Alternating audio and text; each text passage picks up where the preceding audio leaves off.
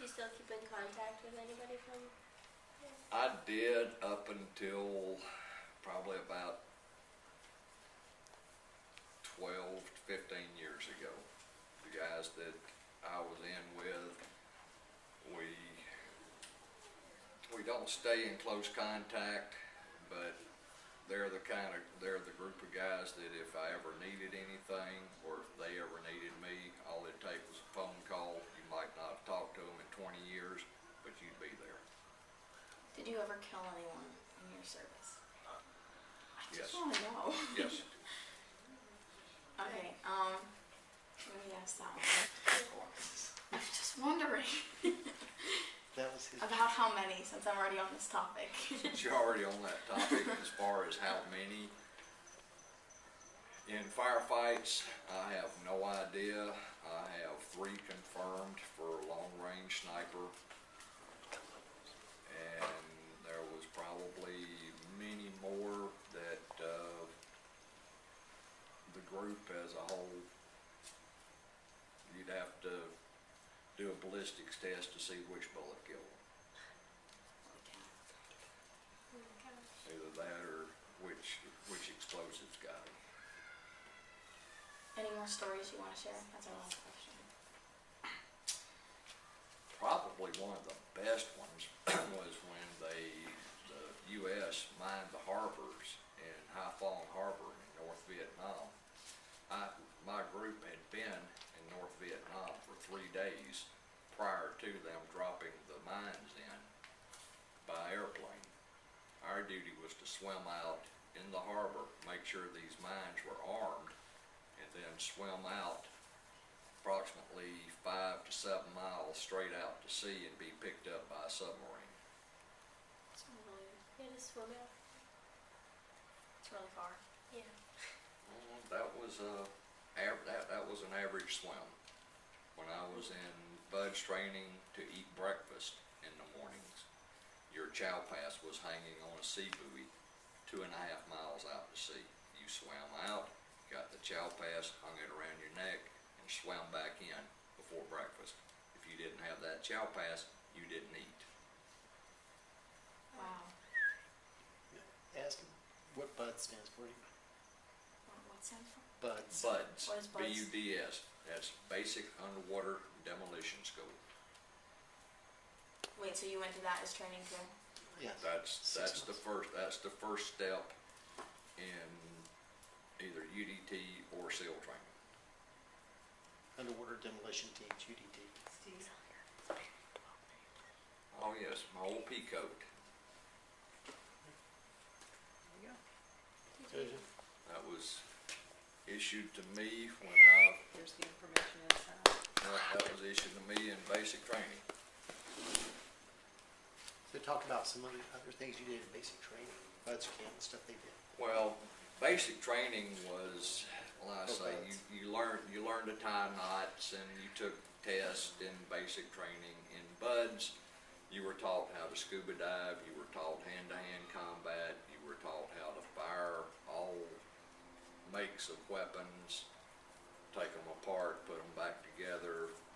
You learned how to make bombs or explosives, learn how to set explosives.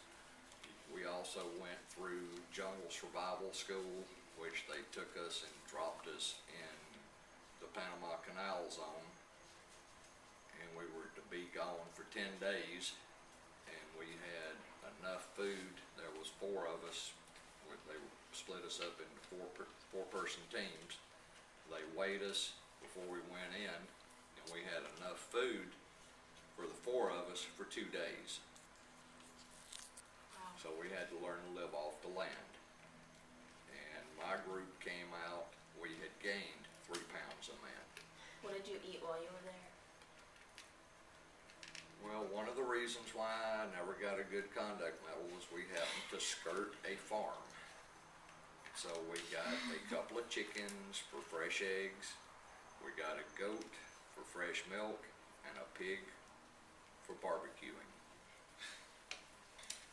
So we ate barbecued pork, we had fresh eggs and milk, and then we killed the chickens and ate them and turned the goat loose. That, that lasted you for all the 10 days. That plus the stuff that, first thing we did was you start watching what the monkeys eat.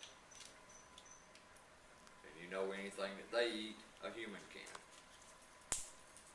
So you start eating a lot of fruits and different plants, and then when you really get hungry, that's when you start looking around for other things. Of course, we had snares to catch wildlife, and we had fishing hooks and lines to, of course, you had to dig your own bait to bait your hooks with, which is no big deal, but so you could catch fish.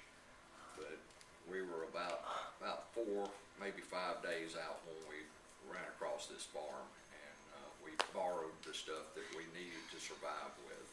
What was the weirdest thing you ate? Weirdest thing? Probably, I'd say probably rat cooked on a hibachi grill. Either that or I've eaten snake, lizard, monkey meat, dog, cat, rat.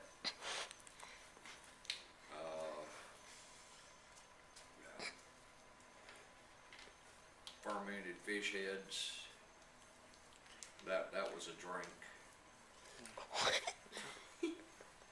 They use that for either drinking or a sauce to put over their rice. How about was it the Yukon Delta when y'all got blown, the boats got blown? Yeah, and we were, the one time that I was blown up for one of my Purple Hearts, they really didn't know what to do with us, so they put us on as gunners on a landing craft. And we had a load of Marines that we were taking up the river to drop off to either reinforce outstation or for them to go on patrol, and we were center boat in a 3-boat convoy. And we took a direct hit with had to been a mortar round, took a direct hit on the boat with a mortar round. And I came to in the water, and everybody else was floating around, and we started pulling people out, and the other 2 boats called for medevac choppers, and as we were helping load the wounded and dead onto the choppers, right at the end, one of the medics in the helicopter told me that I was going with them, and I had no idea I was even hit. They reach out and grab me and pull me into the helicopter and take me off and get me back and start pulling shrapnel and stitching me back up. Did you have communication with your family while you were? We wrote letters. The only time that I ever talked by telephone was once in the Philippines, once in Hawaii, and again when I was on a Mediterranean cruise. I called from Greece and also called from Spain, called home. Back then, it was extremely expensive to call and talk on the telephone. It was about $4 to $5 a minute. Wow. Do you still have your Purple Hearts? Like, can we see them? I have no idea. I think an ex-wife had them the last time I saw them. Okay, well, kids, we can't see those. Well, thank you for letting us interview you. Thank you very much. No problem. You might wanna put Oh, that yeah. coat on and see how it fits. It's probably a little big. I bet it is. Because when I came out of the Navy, I was 210 pounds with a 30-inch waist. Well, that's because that's what they're building men over there. Oh, yeah. Wow, Actually, how about that? it still fits. Wow. That's very awesome. You should take a picture of the buttons, our anchors. Really? Yeah.